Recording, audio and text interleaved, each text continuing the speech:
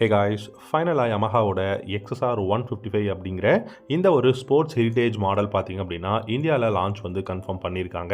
இந்த XSR 150 பொறுத்த வரைக்கும் 1,50,000 ரூபா எக்ஸ்ஷோரூம் ப்ரைஸில் இந்தியாவில் லான்ச் பண்ண போகிறோம் அப்படிங்கிற மாதிரி தான் அனௌன்ஸ் பண்ணியிருக்காங்க. இந்த பைக் எப்போ லான்ச் பண்ண போகிறாங்க, என்ன ப்ரைஸில் லான்ச் பண்ண போகிறாங்க அப்படிங்கிறத நம்ம பார்க்கலாம். அதுக்கு முன்னாடி இந்த வீடியோ பிடிச்சிருந்தா லைக் பண்ணிக்கோங்க. யமஹாவை பொறுத்த வரைக்கும் பார்த்தீங்கன்னா குளோபல் மார்க்கெட்டில் ரொம்பவே பெஸ்ட்டான ஒரு சூப்பரான நேக்கட் ஸ்ட்ரீட் ஃபைட்டர் அப்படின்னா நம்ம XSR மாடலை சொல்லலாம். ஏன்னா இந்த பைக்கோட டிசைன் அப்படிங்கிறதுமே பார்த்தீங்கன்னா ஒரு ரெட்ரோ ரோட்ஸ்டர், ஒரு ஸ்போர்ட்ஸ் ஹெரிட்டேஜ் மாடல் டிசைனில் இருக்குது. அண்ட் அது மட்டும் இல்லாமல் ரொம்ப வெயிட்லெஸ்ஸாக இருக்குது, நல்ல பர்ஃபார்மன்ஸ் கொடுக்கக்கூடிய இன்ஜின் கொடுத்துருக்காங்க. சிட்டியில் டிராஃபிக்லையுமே வந்து எந்த விதமான ஸ்ட்ரகிளும் இல்லாமல் இந்த பைக்கை நீங்கள் வந்து ரைட் பண்ண முடியும்.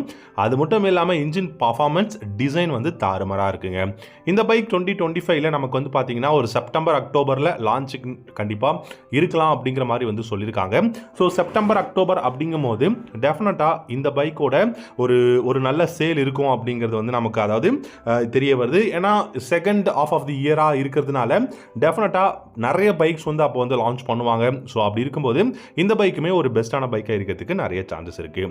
இந்த பைக்கில் என்ன மாதிரியான கான்ஃபிகரேஷன்ஸ் கொண்டு வருவாங்க அப்படின்னு பார்த்தீங்கன்னா 155cc single cylinder liquid gold 4-stroke 4-valve engine தான் கொடுக்க போகிறாங்க. ப்ரொடியூஸ் பண்ணக்கூடிய பவர்னு பார்த்தீங்கன்னா 19 ஹார்ஸ் பவரும் 14.7 நியூட்டன் டார்க்கும் வந்து ப்ரொடியூஸ் பண்ண முடியும்.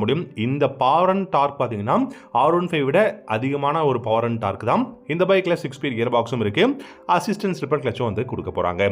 இந்த பைக் இந்தியாவில் MT-15க்கு கீழே தான் பொசிஷன் பண்ண போறதா சொல்லியிருக்காங்க. இந்த பைக்கோட சஸ்பென்ஸ் செட்டப் அப்படின்னு பார்த்தீங்கன்னா ஃப்ரண்ட்டில் டெலஸ்கோபிக் ஃபோக்ஸும் ரியரில் மோனோஷாக் சஸ்பென்ஷனும் கொடுத்துருக்காங்க. 10 liters of fuel tank capacity, digital instrument cluster, மற்றபடி ப்ளூடூத் கனெக்ஷன்லாம் எதுவும் கிடையாது. அதுவும் சர்க்குலரான LED indicators, LED headlamp, LED tail லேம்பும் கொடுத்துருக்காங்க.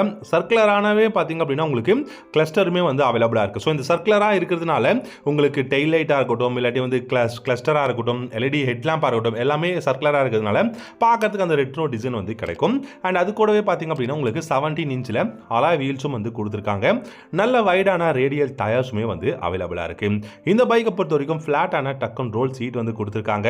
அண்ட் அப்ரேட்டான ஹேண்டில் பார்ஸாக இருக்கிறதுனால சிட்டியில் டிராஃபிக்கில் ரொம்பவே சூப்பரான அந்த ஒரு கம்ஃபர்டபுள் வந்து கிடைக்கும், ரைடருக்கும் சரி பில்லியனுக்கும் சரி. ஸோ யூ-ஷேப் கிராப் ரேல்ஸும் கொடுத்துருக்காங்க. மைலேஜ் அப்படின்னு பார்த்தீங்கன்னா டெஃபினட்டாக 45 48 km/லிட்டர் மைலேஜ் கொடுக்க முடியும். டாப் ஸ்பீட் அப்படின்னு நீங்கள் எடுத்துக்கிட்டிங்கன்னா கண்டிப்பாக 130+ தாராளமாக இந்த பைக்கால் வந்து போக முடியும். இந்த பைக்கில் முக்கியமான ஒரு விஷயமா நான் சொல்கிறது என்ன அப்படின்னா இதோட கம்ஃபர்டபுள் அண்ட் இதோட வெயிட்லெஸ்ங்க. ஸோ நீங்கள் ஒரு வெயிட் மேனேஜ்மெண்ட் அப்படின்னு பார்த்தீங்கன்னா இந்த பைக்கில் சூப்பராக பண்ணியிருக்காங்க. அதிகபட்சம் 145க்குள்ளே இந்த பைக்கோட வெயிட் வந்து கொண்டு வரதுக்கான பாசிபிலிட்டிஸ் நிறைய இருக்குது. அது மட்டும் இல்லாமல் நிறைய நியூ கலர்ஸ் வந்து இன்ட்ரடியூஸ் பண்ண போகிறாங்க.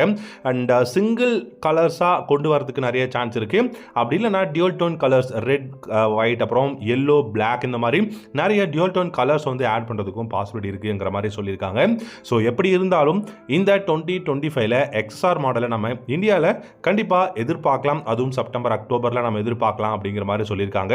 ஸோ உங்களுக்கு இந்த XSR மாடல் பைக் பிடிக்குமா அப்படிங்கிறத கமெண்ட் செக்ஷனில் கமெண்ட் பண்ணுங்கள்.